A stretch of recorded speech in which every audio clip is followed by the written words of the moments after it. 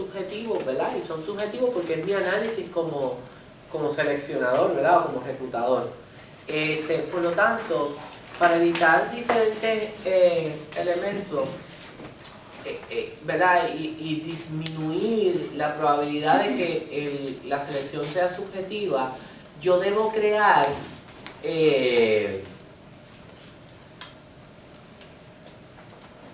rúbricas o elementos de evaluación que sean parejos.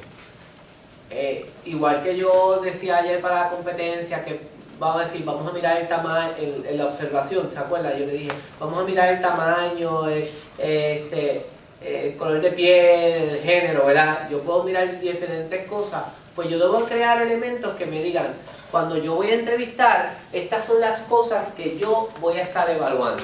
Y le doy un valor a esos diferentes elementos. Porque eso me va a ayudar a que todos los candidatos yo los estoy evaluando de la misma forma. Así que no importa el método que yo seleccione o los métodos que yo seleccione, es importante que yo estructure el método y yo diga, esta es la forma en que lo voy a hacer y esta es la forma en que yo voy a evaluar a cada uno de los candidatos. Eso es bien importante, no solamente para evitar la subjetividad, es importante para poder responder a los aspectos legales de los negocios, en el proceso de selección. Por ejemplo, usted puede estar, está bien. Heidi está embarazada, viene y yo la entrevisto, ¿verdad? Y Heidi, yo no la escojo. Yo no tenía un proceso de selección definido, no tenía una tabla, y vine y escogí a Aida. Y Heidi dice, eso fue porque yo estoy embarazada. Y viene y me demanda. Y yo voy al tribunal. Y en el tribunal me dicen, ¿y cómo usted evalúa a cada uno de los candidatos? Bueno, pues yo los entrevisté y a mi percepción, ¿cuál era el mejor candidato? ¿O qué percepción? ¿Verdad? Porque sigue siendo una percepción. Pero si yo vengo al tribunal y le digo, no, yo entrevisté a cada uno de los candidatos y yo tenía esta hoja que definía las áreas en que yo iba a evaluar y esta candidata fue mejor en estas áreas y estas áreas, y yo voy documentando.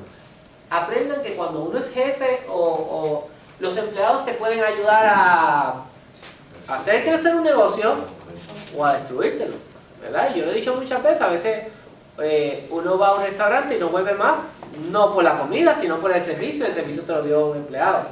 Así que es importante que yo tenga definido claramente cómo yo voy a evaluar estos candidatos porque me protejo en diferentes áreas. Pero también es un proceso más equitativo. La pregunta, ¿escojo siempre el que mejor puntuación saque? No. No siempre escojo el mejor puntuación que saque. Esos procesos, esos procesos de entrevista y las pruebas que yo le hago, me va a depurar los candidatos. Me va a decir, estos son los 3 principales o los 4 principales. Y de ahí yo puedo determinar 1, 2 y 3 y la decisión la justifico, ¿verdad? Yo no siempre tengo que escoger el primer candidato.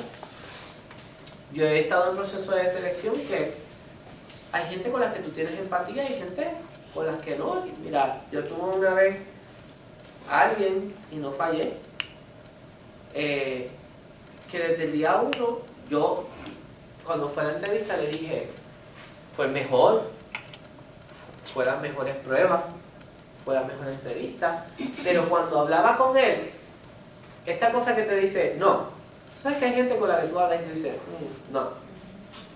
Pues yo tenía ese no desde el primer día. Y todo el mundo decía, Rodi, eso es que no te caen, qué sé yo. Y yo decía, mira, yo lo conozco, pero hay algo en su entrevista, en cómo se manejó, que no me convence. Lo despidieron, al mes había robado. Me dio esa, en la entrevista, cuando yo le hablaba de manejos y de cosas, como que yo no lo veía tan claro. Había cambiado de trabajo 6 veces en un año. Y yo decía, aquí hay algo que yo siempre le digo a la gente, ninguno de nosotros es perfecto, nadie, ¿verdad? Y hay cosas que tú tienes buenas y hay cosas que tú tienes malas. Pero cuando tú estás... Yo tengo un chico que conozco que lo han votado de muchos sitios y él siempre dice que es culpa de patrono, ¿verdad? Y la primera vez yo te digo, pues sí,